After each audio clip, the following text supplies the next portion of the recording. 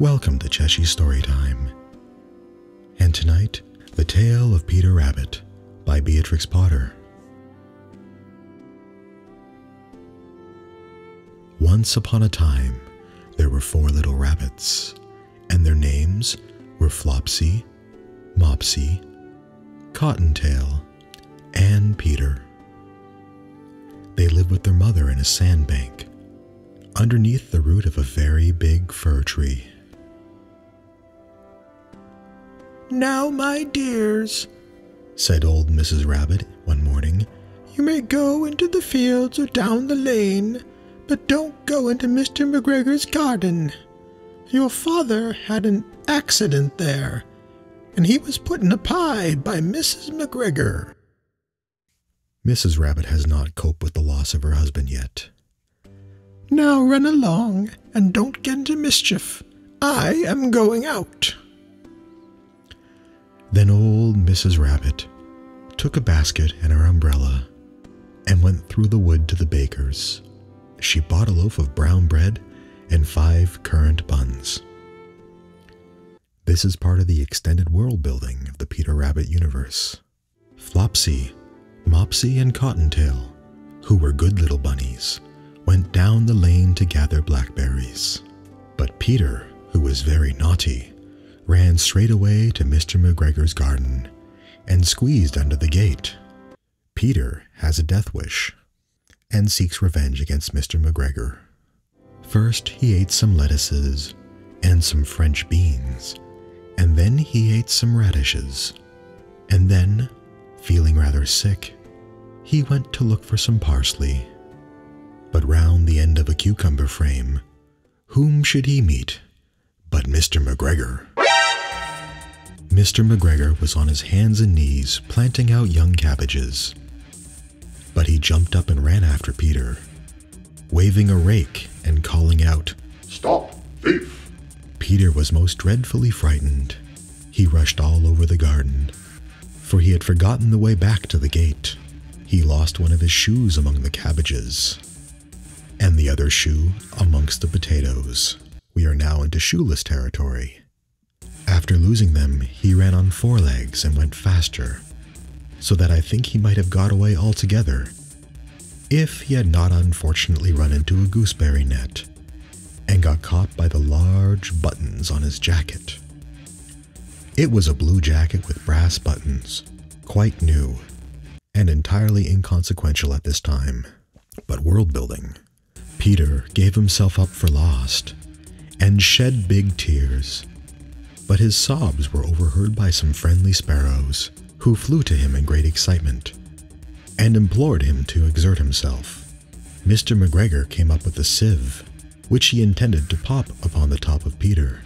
But Peter wriggled out just in time, leaving his jacket behind him. Mr. McGregor seems unfazed by a rabbit wearing a jacket, and he rushed into the tool shed and jumped into a can. It would have been a beautiful thing to hide in, if it had not had so much water in it. Mr. McGregor was quite sure that Peter was somewhere in the tool shed, perhaps hidden under a flower pot. He began to turn them over carefully, looking under each. Presently, Peter sneezed. Kershoo! I don't know what universe Curty-shoo is the word for sneeze, but apparently, rabbits vocalize sneezes different than we do. I won't judge. Mr. McGregor was after him in no time, and tried to put his foot upon Peter, who jumped out of a window, upsetting 3 plants. The window was too small for Mr. McGregor, and he was tired of running after Peter. He went back to his work. Peter sat down to rest. He was out of breath and trembling with fright, and he had not the least idea which way to go. Also, he was very damp with sitting in that can. After a time, he began to wander about, going lippity, lippity, not very fast, and looking all around. It would be better if he went hippity-hoppity, not lippity-lippity, but who am I to judge again? He found a door in a wall, but it was locked, and there was no room for a fat little rabbit to squeeze underneath. An old mouse was running in and out over the stone doorstep, carrying peas and beans to her family in the wood. Peter asked her the way to the gate, but she had such a large pea in her mouth that she could not answer. She only shook her head at him. Peter began to cry. She began to comfort him, saying, Then he tried to find his way straight across the garden, but he became more and more puzzled. Presently he came to a pond where Mr. McGregor filled his water cans. A white cat was staring at some goldfish. She sat very, very still, but now and then the tip of her tail twitched as if it were alive. Peter thought it best to go away without speaking to her. He had heard about cats from his cousin, Little Benjamin Bunny. They also make movie musicals with cats. We'll learn about those later. He went back towards the tool shed, but suddenly, quite close to him, he heard the noise of a hoe. Scratch, scratch, scritch, scratch, scritch. Peter scuttered underneath the bushes, but presently, as nothing happened, he came out and climbed upon a wheelbarrow and peeped over. The first thing he saw was Mr. McGregor hoeing onions. His back was turned towards Peter, and beyond him was the gate. Peter got down very quietly off the wheelbarrow and started running as fast as he could go, along a straight walk behind some blackcurrant bushes. Mr. McGregor caught sight of him at the corner, but Peter did not care.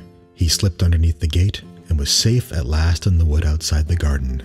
Peter Rabbit knew that Mr. McGregor's jurisdiction ended at the county line, and only the federales could catch him later. Mr. McGregor hung up the little jacket and the shoes for a scarecrow to frighten the blackbirds. Peter never stopped running or looked behind him till he got home to the big fir tree. He was so tired that he flopped down upon the nice soft sand on the floor of the rabbit hole and shut his eyes. His mother was busy cooking. She wondered what he had done with his clothes. It was the second little jacket and pair of shoes that Peter had lost in a fortnight. Don't worry, we'll explain all of this in the prequels. I'm sorry to say that Peter was not very well during the evening. His mother put him to bed and made some chamomile tea, and she gave a dose of it to Peter. 1 tablespoonful to be taken at bedtime. But Flopsy, Mopsy, and Cottontail had bread and milk and blackberries for supper. The end. I think we've all learned a moral from today's story. When you break in, you should break in buck naked. That way, nothing can hold you back and you leave no forensic evidence behind. I think that's a good moral for tonight. This is Cheshie, wishing you a good night. Hopefully we can have some more story time together in the future.